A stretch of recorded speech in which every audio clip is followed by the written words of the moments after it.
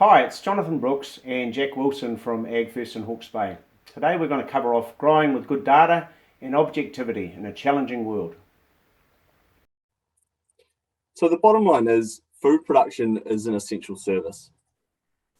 People around the world need good, healthy food, and apples and pears are seen as an excellent source of nutrition. The production of apples and pears in Australia is an essential service, meaning we can continue to be producing a top quality product for our people. So it's important to realise that COVID-19 is real, and there's a number of challenges to orchard businesses that come with COVID. We need to learn to manage what we can manage, but also make sure that we're focusing on that area and not focusing on areas where we cannot manage. Excellent growers around the world are generally very well informed by capturing data and making decisions based on good logic. To walk the line between being an essential service and being the dynamic challenges of COVID, we need to make informed decisions. And the bottom line is you can't make informed decisions without good background data. You can't manage what you don't measure. Growers need to identify and understand the risks to success, make plans and collect data to maximize their opportunities. Define seasonal endpoint goals within each block, create and focus on short-term objectives and allows targets to be met. Focus on areas you can influence, concentrate on issues that can be changed with good orchard management. This presentation is going to help the participants understand what can be done to give the best results possible between now and the next presentation in November. So now we're going to talk about setting the goals for the crop. So how are we going to get the harvest that we're actually wanting? So the first part of it is just making sure that we've set your objective block plans. So we need to understand what it is we're trying to achieve, and then learning what we need to know now. So all the information that is available, making sure we're using it correctly, what options we can do with that information, and then how we're going to measure success or failure. As Jack said before, we can't manage what we don't measure, so we need to learn what bits of information, both historical and current, do we need to use to build into our plans. And then there's also key information going forward. What can we learn during this season as we're getting closer and closer to harvest, and how does that change our plan going forward? So at the end of this, we're going to cover off some options and solutions with examples, case study examples of what potentially could be challenges and then what potential options we have for them. We start this objective orcharding journey by setting good goals and objectives. The first cut of each block needs to have a good target. This will be needed when you need to make those hard decisions later in the season, whether you have a large labour pool or a small labour pool. A good first cut of your block estimates is extremely important. Identifying your short, medium and long-term goals. Consider the risk and opportunities and outcomes that comes with these goals. Remember that being excellent will be hard, but it supports the sustainable long-term success of your business. So this is just a bit of a guide that's talking about what's happening through the season, and remembering that all of this planning we're talking about is a bit of a continuum. We're starting off with our planning, we're gathering data and doing some measurements, we're turning that into management outputs, we're recording the outcomes of those. Those outputs could be things like chemical thinning, they could be hand thinning, they could be how much vigor we have. Then you turn that back into the planning stage again, and so then we change and go through that whole cycle once again. So we've got to now look at the KPIs that can be collected right now before the season begins. We'll look at why you're measuring them and how they will benefit you moving forward going into the season. Starting with block profitability. Measuring block profitability on each individual block will give you the ability to prioritize your blocks.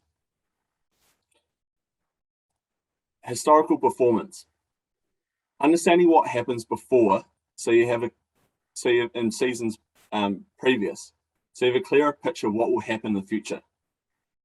Measure to manage factors such as biennial bearing. If you know your historical performance and you know for example, you're coming into a light crop, get ready to manage it. But by having that data, you know what's coming. Chemical thinning history. Good chemical thinning is likely to be one of the solutions for many things, potentially getting the crop down hard in case you're short of labour. However, having the data around your historical performance and what you've applied and how it worked will give you the ability to fine-tune your chemical thinning this season or in seasons to come. Your climate data. Every season is different. Climate drives the challenges and opportunities we face, and we need to understand it. Growing degree days, the timing of block, whether your block's early and compact or well spread, or spread, probably shouldn't say well spread. You need to record it to understand what is going to happen. Winter bud numbers. This is the first cut of your crop estimation. Too high or too low has implications and different management outputs. Canopy development or vigor requirements. Big yields need a full, consistent, calm canopy. Understanding where your canopy is at will determine what you're trying to achieve. Dam irrigation water availability. Irrigation water is potentially a true limiting factor. You need to understand what you have or what you don't have to be able to build a plan around that. Medium to long-term weather predictions. What's coming and how that is going to impact your management both day to day and over the season. And having that knowledge puts you one step ahead.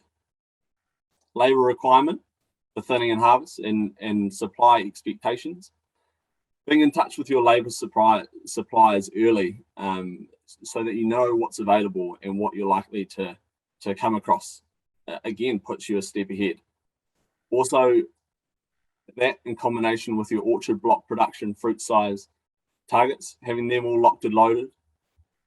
This is almost the cornerstone of a lot of this information. Starting with good production targets drives a lot of the other output information. And especially this season goes back to the labour requirement. If you have good production data, then you can make good estimates on what you need for the season in terms of labour. Those are the pieces of information that we need to know now. Quite critical that all of them sort of work in silos, but they all work together as well. So something will influence another one if you're not careful.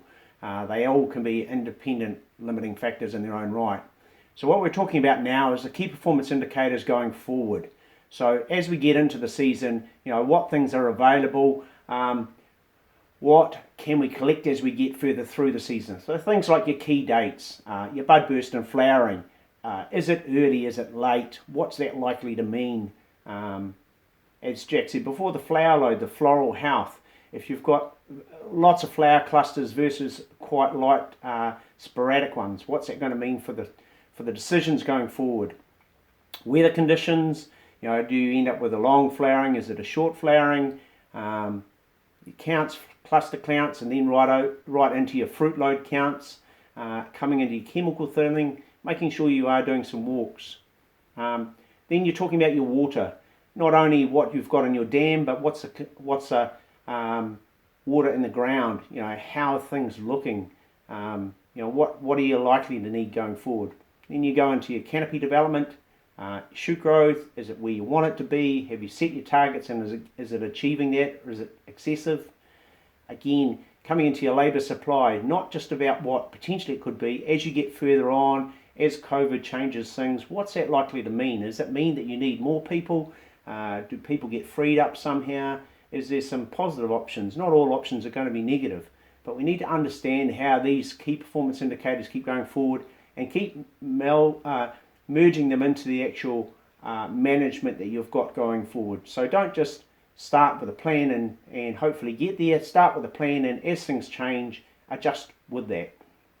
So we're now going to run through a range of different case studies, highlighting where we can become more objective with good data-driven decision-making, using the tools that I alluded to, the tools that we can be measuring now in the winter, heading into the season, and the tools that Jonathan has just alluded to using progressive measurements through the season.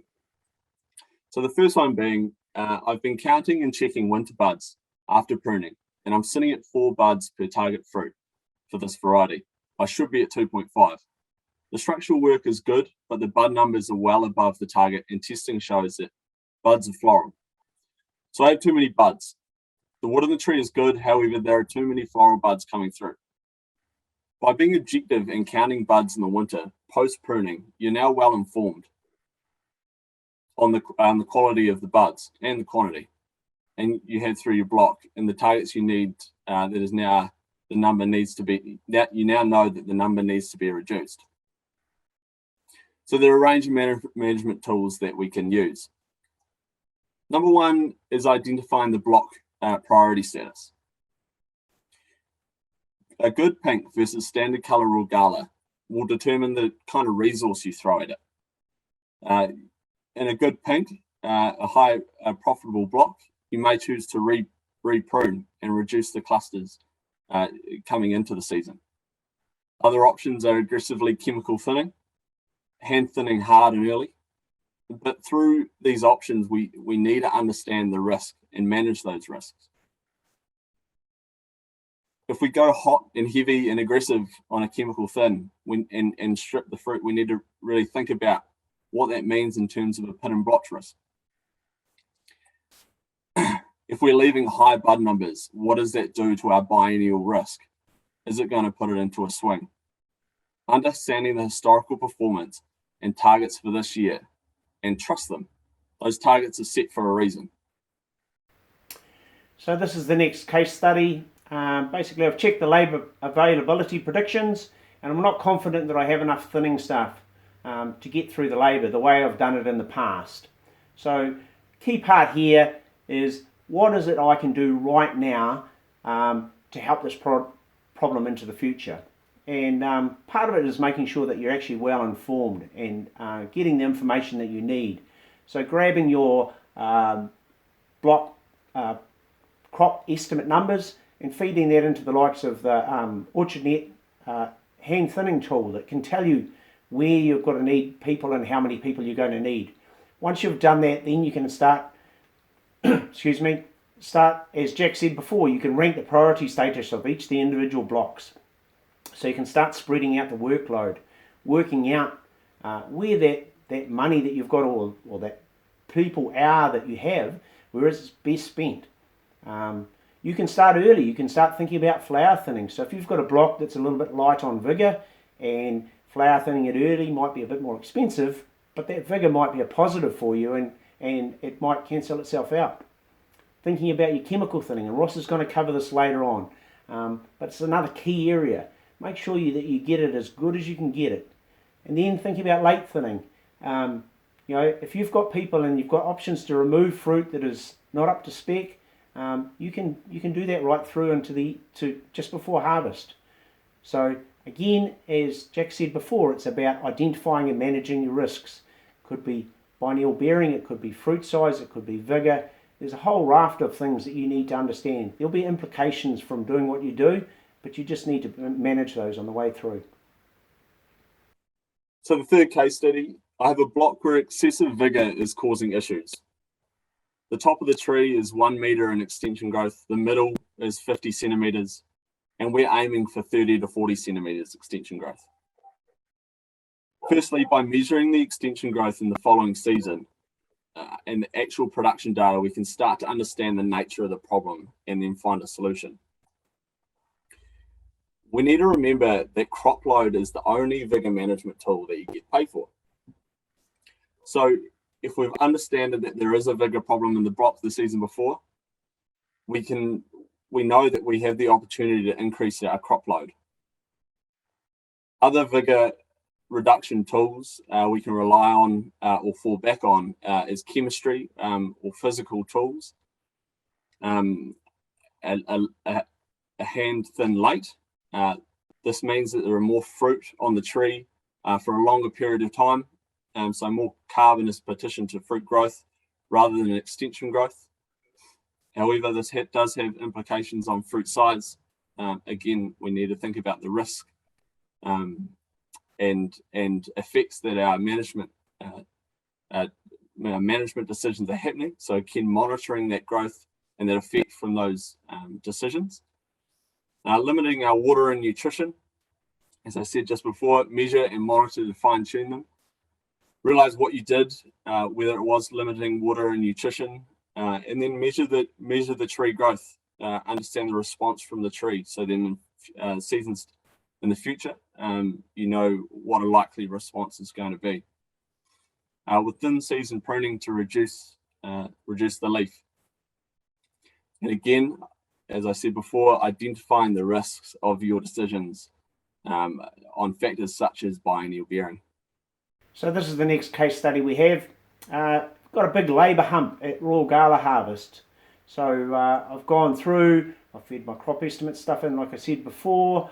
I've quantified that generally during Royal Gala I have a real problem. So understand what that's likely to be. First thing I've got to try and do is spread that problem out, spread the peaks out where possible. So some of it's about, at this time of year, it's about crop load and thinning timing. So you might have some blocks you want to drag a little bit lighter and a little bit earlier, so they'll get an advantage of having fruit that matures a little bit earlier. You might go through and have some blocks that you actually girdle to make sure that they come on a little bit earlier. But also it's important to understand that you're spending where you're getting the best returns. Don't bother putting a lot of effort into something that you know that's only just marginal. The last season's been quite tough in Australia for apples and pears, so just understand there's no point spending good money after bad. And target your profitable blocks to be where you're actually trying to get your best return out of. And it might even be that you do end up cutting the odd non-profitable block free. And the earlier you do that, the less you're going to lose. Other thing that's quite key is making sure that the pickers are as efficient and effective as possible. So target leaving or creating only quality fruit on the trees. So at this time of year, you're thinking about making sure that you're minimising your russet, you're minimising your pest and disease, you're making sure that every one of those fruit is exactly what needs to be picked to hit the correct quality parameters you're looking for at harvest time. And just, again, make sure that you're getting those pickers and the picking as effective and as efficient as possible. The next case study, so it's looking like I might only be able to recruit 70% of my harvest labour requirements. Again, by having this estimation through contact with your labour suppliers early and through the production estimates and use of labour planning tools, we can start to make informed decisions around these sort of issues. It's important to quantify the problem. Is the problem right the way through your season, or is it at a certain time? Again, prioritizing the block and its with its profitability. Prioritizing the block means that you have that ability to allocate your resource appropriately. It may mean, in the worst case scenario, leaving a block, or even a final pick on a particular variety, if you want to allocate your resource to a more profitable area in the orchard. In the next 3 months, you can focus on current management to allow for an efficient and effective harvest. I'll allude to this a little bit later. Like Jonathan said, target only the quality fruit on the trees. Finding rules that you can tell your pickers whether to not pick a certain type of apple, whether it be size or definitely defects on the tree, as it's not worth the labour input. Smooth out the labour humps as much as possible. As Jonathan said, spend money where you can get the best return. And a big one is identify the new technologies that will reduce your labour demand. Now, this can mean putting more of your harvest into the first or second picks. This pretty much means increasing your fruit quality. And you can do that by the tractor seat in a number of ways with a leaf blower or a trimmer. Another aspect is to make the literal harvest process maybe not more efficient but more effective, or opening up a larger demographic with platforms. And right now, what we need to be thinking about is how we can manipulate our canopy to allow for that sort of technology. Okay, so our next case study that we're going to cover off is another scenario that's quite possible as well. I've only got 2 megalitres per hectare available in my storage dam right now. So hopefully this is not a scenario that we're seeing across the board, but it is a reality of farming at times in Australia. So first part of it is actually understanding what the effective future climate predictions are. So get on the Met Service and understand what they're predicting it's likely to be. Is it likely to carry on dry? Is it likely to sort of go normal? Or is it potentially going to go into a bit of a wetter late spring and summer? Once you have that information aboard, you need to prioritise the best use of the available water that you actually have. And it may be actually applying it across just on the young trees to keep them going. It might be focusing on the high value varieties, or it might be rationing it evenly across all of the blocks. Remembering that there's no right or wrong answer to this. This is specific to your own orchard property. So you need to understand what you have available, where the best use of it is. Key part as well, and good experience out of Australia, is reducing the crop load down to reduce the plant stress.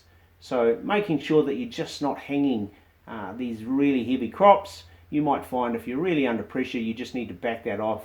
Maybe 80% of where you've been, sometimes even lower than that, depending on how low that water level is. But if you are backing the crop off, it's really critical that you actually understand where you're going to get your best effort out of reducing the crop load. Again, not just about prioritising the amount of water, but are you backing off the crop load on young trees so you can get them well established better? Are you backing it off on the low value varieties? Or again, are you rationing it across all of the blocks? So the next case study, I have a six leaf low vigor block with a variety and plant spacing that is likely to have a long-term success, but it still needs to fill the canopy volume. On the block in the picture there, it's doing 10 to 20 centimeters and needs to be doing 50. And at the moment it's far too low. There are a number of management options that we can do, but again, the fact that we have measured its extension growth allows us to make those decisions. So can we come back to prioritizing the block? In these COVID times, labor is gold. And in the case study, we alluded that this variety is likely to have long-term success. So we might prioritize this block and put some resource to it. Ensure the crop target is not over-optimistic. Focus on getting crop load down hard and early. Targeting the use of water, nutrition, growth regulators where appropriate. In this particular block, compost is going to be applied, and potentially G3 in the tops. Measuring the new season growth rate. Like the application of compost in G3, we need to know what effect that's having on the tree. Is it working or is it not? And we can expect that crop quality is going to be good and early for the harvest planning. So we can expect to be in there for either 1 or 2 picks. So this is the last case study example we have, and it's an example that's quite common across the world. Have a block that struggles to get good colour at harvest, with historical packouts at 60 to 70% mainly due to lack of colour. So key that within this scenario you need to understand the priority or profitability status of the block. Again, don't put a whole lot of money and effort into areas which you know that there's just not the return in through there. Once you've got that status understood, the next key thing is to actually identify what is the main issue for why the colour's not being able to be generated. If you're dealing with a block with just poor genetics, a standard Fuji or a standard Gala, even standard pink, there's only so much you can actually physically do. It is genetics, and it is going to be a little bit of what it's going to be. If you're growing in the area where the climate is not conducive to good colour, again, you need to accept some of that, and it is going to be what it's going to be. One of the key things that I've seen in Australia is people trying to cut to get colour, and if the genetics is poor, you'll only get so much within a block, and it'll just be what it'll be. Saying that, you also need to make sure you have got very good light penetration for good colour. You need to understand the nutritional status and the vigour status. Crop load, if it's too high or too low, you need to understand what that is, because that will affect colour quite significantly. So build yourself a management plan based around what it is you're actually able to manage. Don't bother trying to change things you can't. And then assess the proportion of light hitting all parts of the canopy. Make sure that the bottoms aren't shaded. And that good light distribution is essential right the way through. So as Jack said before, you might need to, at this time of year, we're not talking about what's happening later on, but at this time of year you might need to be thinking about making investments, whether those investments are in reflective mulch, or whether those investments are in sintering for colour, or what products you might think of that might help enhance colour later on, controlling vigour, those sort of things, or even leaf blower technology, or something that's likely to get good light penetration through the entire canopy. Those decisions might need to be made now, because I'm sure if you're coming in just pre-harvest, if you haven't ordered those sort of pieces of equipment, they're not going to be available. Yeah, to grow apples and pears successfully, plan well, use timely quality data for optimum management decisions. I saw a quote the other day, the harder I work, the luckier I get. But success is not about luck, it's about effort and informed decision making. Thank you. Thank you.